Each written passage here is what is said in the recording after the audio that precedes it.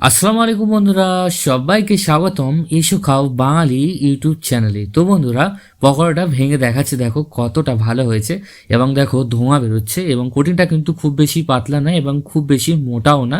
এবং পাতলা কোটিং থাকলে কিন্তু নরম হয়ে যাওয়ার কিন্তু সম্ভাবনা থাকে, তো একটু করকরে শক্ত হওয়ার জন্য কিন্তু মোটা কোটিং করেছি, মানে মিডিয়াম কোটিং।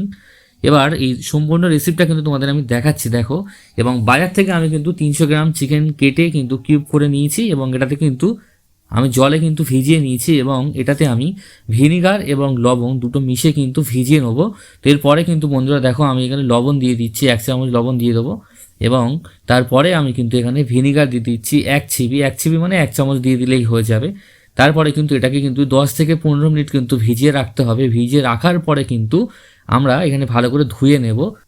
তারপরে বন্ধুরা এখানে কিন্তু চিকেনগুলোকে ধুয়ে নিয়েছি এবং এর ওপরে কিন্তু একটা ডিম আমি ভেঙে দিয়ে দিচ্ছি এবং ওপারে দেখতে পাচ্ছ ধনে পাতা রয়েছে এবং এর পরে পরে কিন্তু একে একে সমস্ত মশলাপাতিগুলো রয়েছে সেগুলো দিয়ে দেবো এবং ভিডিওতে আমি বলে দিচ্ছি। এখানে ধনে পাতা দিয়েছি আমি, এখানে ভালো করে কুচি করে নিয়েছি এবং এরপরে আমি কিন্তু এখানে দেখতে পাচ্ছ আদা রসুন বাটা আছে, কাঁচা লঙ্কা বাটা এবং 1 চামচ লবণ আছে এবং 1 চামচ কিন্তু এখানে চিকেন তন্দুরি মশলা আছে। এই মশলাটা দিলে কিন্তু খুব ভালো একটা স্মেল আসে, এটা তোমরা যে কোনো ব্র্যান্ডের ব্যবহার করতে পারবে।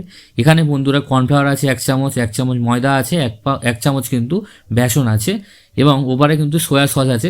এটা কিন্তু কিছুটা দিয়ে কিন্তু আমি তারপরে কিন্তু সয়া সস দিয়ে কিন্তু মিক্সড করব। তারপরে কিন্তু বন্ধুরা এখানে বাকি ময়দাটুকু কিন্তু দিয়ে দেবো, ময়দা বা বেসনটুকু যতটুকু রয়েছে। এবার আগে দিয়ে দিই সয়া সসটা একটুখানি 1 চামচ, 1 চামচ মানে 1 চিবি মানে 1 চামচ কিন্তু হয়, ঠিক আছে।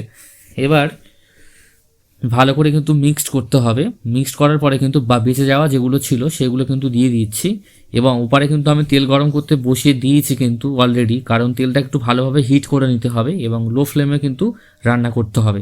তো এই মিক্সটা করে নেওয়ার পরে 10 মিনিট কিন্তু রেস্টে রেখে দেবে। তারপরে কিন্তু বন্ধু দেখো রেডি হয়ে গেছে এবং এখানে গরম তেলে কিন্তু একে একে দিয়ে দিতে হবে, যেমনটা আমি দিয়ে দিচ্ছি তোমরা তেমনটা দিয়ে দিও। তো বাকিগুলো কিন্তু দিয়ে তোমাদের আমি দেখিয়ে নিচ্ছি, দেখো পুরো এরকম হয়ে যাবে বাকিগুলো দেওয়ার পরে, দেখো কতটা সুন্দর লাগছে।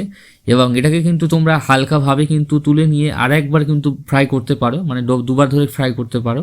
এবার যদি তোমরা চাও একবার ধরে ফ্রাই করতে পারো, তবে আমি একবারে তোমাদেরকে আমি দেখিয়ে দিচ্ছি যে একবারে কিন্তু আস্তে আস্তে কিন্তু এটাকে করতে হবে, কারণ ভেতরে চিকেনটাকে কিন্তু শক্ত থাকলে কিন্তু সব বেকার হয়ে যাবে। তাই আস্তে আস্তে কিন্তু লো ফ্লেমে করতে হবে, আস্তে আস্তে কিন্তু লাল হবে।